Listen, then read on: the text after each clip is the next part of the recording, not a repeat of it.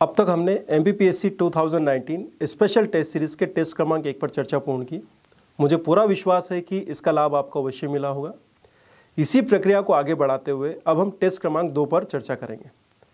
जैसा कि आप जानते हैं बच्चों कि विगत वर्षों में समसामयिकी से रिलेटेड काफ़ी सारे प्रश्न पूछे गए हैं और मुझे पूरी उम्मीद है कि इस वर्ष 2019 में भी ये प्रश्न आपको एग्जामिनेशन हॉल में देखने को मिलेंगे।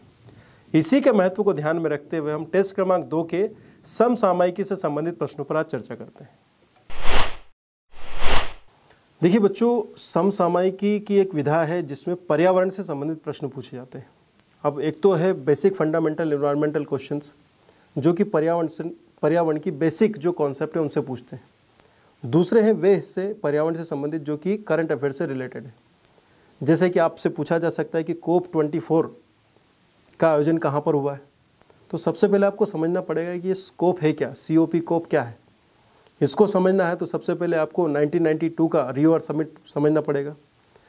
1992 का रियो अर्थ समिट, जिसको हम पृथ्वी शिखर सम्मेलन बोल रहे हैं, वहाँ पर लिए गए निर्णयों का एक प्रभाव आपको कॉन्फ्रेंस ऑफ पार्टीज़ के रूप में दिखाई देता है। हर वर्ष कोप के सदस्य देश एकत्रित होते हैं और एक शिखर सम्मेलन का आयोजन करते हैं और फिर आगे वो एनवायरनमेंट से संबंधित परिवर्तनों और प्रावधानों पर आगे विचार करते हुए उनको लागू करवाते हैं। तो बच्चों, एनवायरनमेंट से संबंधित जो प्रश्न है उनकी प्रकृति में एक तो बेसिक कॉन्सेप्ट्स आप ध्यान रखें, दूसरा करंट अफेयर्स उनको ध्यान रखना है। तो इसी संदर्भ में हम अगले प्रश्न को देखेंगे। जैसा कि आप देख रहे हैं प्रश्न, COP24 का आयोजन किस देश में आयोजित किया गया, यानी कि COP24 कॉन्फ्रेंस ऑफ पार्टीज़ का जो 24वां सम्मेलन था वो कहाँ पर हुआ। और आप जानते हैं ऑप्शन सी पोलैंड इसका सही आंसर है। आप सभी जानते हैं कि पोलैंड के केटोवाइस में यह सम्मेलन हुआ था। अब आपको ये भी ध्यान रखना है कि जो कॉन्फ्रेंस ऑफ पार्टीज़ का जो निर्माण है वो 1992 के रियो डी जेनेरो के पृथ्वी शिखर सम्मेलन के पश्चात सामने आया है। आपको ये भी पता है कि पहला जो कोप का शिखर सम्मेलन है वो 1995 में हुआ था। कहाँ पर हुआ था? बर्लिन में। ये पूछा गया है। तो बच्चों, कॉन्फ्रेंस ऑफ पार्टीज़ कोप का जो 24वां शिखर सम्मेलन है वो पोलैंड के केटोवाइस में हुआ है। पहला शिखर सम्मेलन बर्लिन में हुआ है। और इसी तरह से वे कोप के शिखर सम्मेलन जहाँ से कुछ फंडामेंटल महत्वपूर्ण चीज़ें निकल कर आई उनको आप ज़रूर ध्यान रखें। तो इस प्रकार इस प्रश्न का उत्तर होगा सी पोलैंड। देखिए बच्चों, पुरस्कार सम्मान की बात जब होती है और ख़ासकर नोबेल पुरस्कारों की बात, तो आप देखेंगे कि प्रत्येक वर्ष कोई ना कोई एग्जामिनेशंस में नोबेल पुरस्कार पूछ ही लिए जाते हैं। जैसे 2018 के नोबेल पुरस्कार आई गए, तो आपसे उम्मीद की जाती है कि नोबेल पुरस्कारों की बेसिक जानकारी, कि नोबेल पुरस्कार कब स्थापित हुए हैं, पहला नोबेल पुरस्कार किससे मिला है, किस किस क्षेत्र में मिला है, भारतीय लोग जो कि नोबेल पुरस्कार प्राप्त करता है उनकी लिस्ट पूरी ध्यान रखें। इसमें भारतीय मूल के विदेशी नागरिक भी शामिल हैं, उनका क्षेत्र ध्यान रखें। अगर कोई साहित्यकार है तो उनकी रचनाएं ध्यान रखें। इस तरह के प्रश्न पूछे गए। इसी प्रकृति को ध्यान में रखते हुए आप नोबेल पुरस्कारों तैयार करें। मुझे पूरी उम्मीद है कि आपको MPPSC सहित अन्य प्रकार की एग्जामिनेशंस में भी नोबेल पुरस्कार पूछ लिए जाएंगे और आपको अगर पता होगा तो आपके लिए 2 नंबर तैयार मिलेंगे आपको। इसी क्रम में बच्चों, ये जो प्रश्न आपके सामने है कि वर्ष 2018 का चिकित्सा का नोबेल पुरस्कार किसे दिया गया। और आप सभी जानते हैं जेम्स P. एलिसन तथा तासुको होंजो, ये 2 व्यक्ति हैं जिनको वर्ष 2018 का नोबेल पुरस्कार दिया गया है चिकित्सा के क्षेत्र में। ध्यान रखें कि अमेरिकी वैज्ञानिक जेम्स P. एलिसन तथा जापानी वैज्ञानिक तासुको होंजो को ये प्रदान किया गया है। अब चिकित्सा के क्षेत्र में यह जो पुरस्कार है, इन्होंने नकारात्मक प्रतिरक्षा विनियमन के नियंत्रण से कैंसर की थेरेपी कैसे करें, इस खोज के लिए ये पुरस्कार इनको दिया गया। तो कैंसर की खोज में या कैंसर के इलाज की खोज में ये काफ़ी महत्वपूर्ण कदम है। इसीलिए अमेरिकी वैज्ञानिक जेम्स P. एलिसन तथा जापानी वैज्ञानिक तासुको होंजो इस पुरस्कार के हकदार थे। जैसा कि बच्चों, अगर आप ध्यान दें कि जो अंतर्राष्ट्रीय संगठन वाला टॉपिक है आपका, वो काफ़ी महत्वपूर्ण हो जाता है। कैसे? इसमें 2 तरह के प्रश्न बनते हैं। एक है फंडामेंटल, जो कि इनके बेसिक से रिलेटेड है। दूसरे वे प्रश्न हैं जो कि इनको समसामयिकी से संबंधित करते हैं। जैसे उदाहरण के लिए एक संगठन है संयुक्त राष्ट्र संघ, यूनाइटेड नेशंस ऑर्गेनाइजेशन। अब बेसिक्स में क्या पूछेंगे आपसे, यूएनओ कब गठित हुआ, इसमें कुल सदस्य कितने हैं, इसका मुख्यालय कहाँ पर है, इसकी पहली बैठक कहाँ पर आयोजित हुई।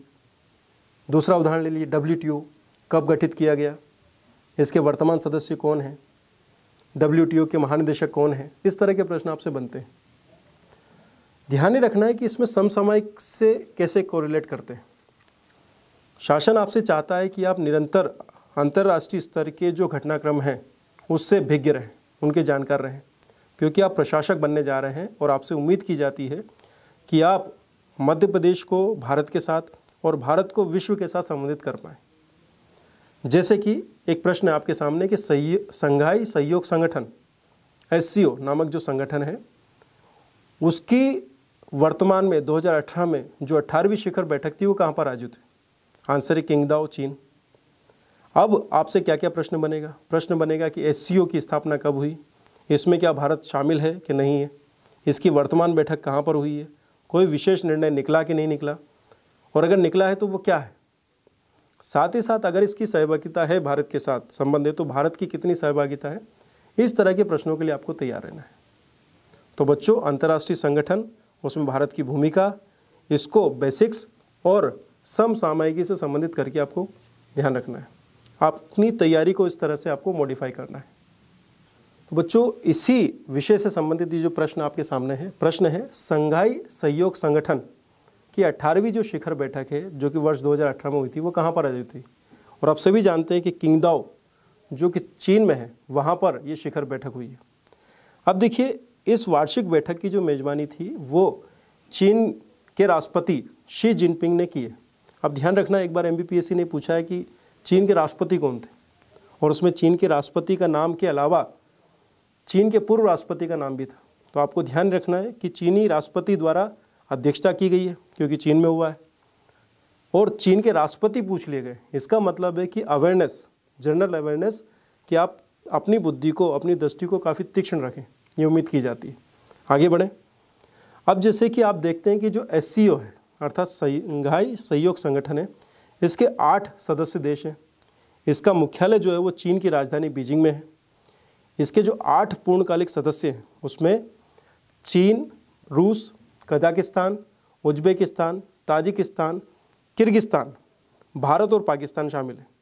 अब ध्यान रखना है कि पहले इसमें 6 ही सदस्य थे, परंतु जून 2017 की जो अस्ताना सम्मेलन हुआ था उसमें भारत और पाकिस्तान को इसमें पूर्ण सदस्यता दे दी गई थी। ये भी पूछा गया है कि किस सम्मेलन में भारत को SCO की पूर्ण सदस्यता दी गई, तो आंसर मिलेगा आपको अस्ताना सम्मेलन 2017 का। इस प्रकार बच्चों, ये प्रश्न काफ़ी महत्वपूर्ण है। मुझे उम्मीद है कि वर्ष 2019 की MPPSC प्रीलिम्स में ये प्रश्न आपके सामने होगा।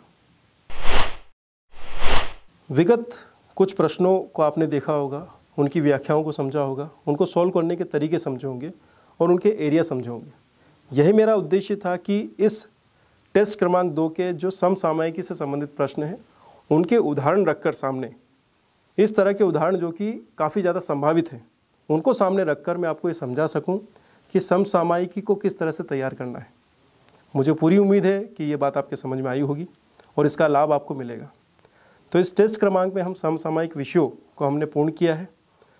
टेस्ट क्रमांक 3 में, जो कि अगले वीडियो में आपके सामने आएगा, हम मध्य प्रदेश से संबंधित प्रश्नों पर चर्चा करेंगे। धन्यवाद।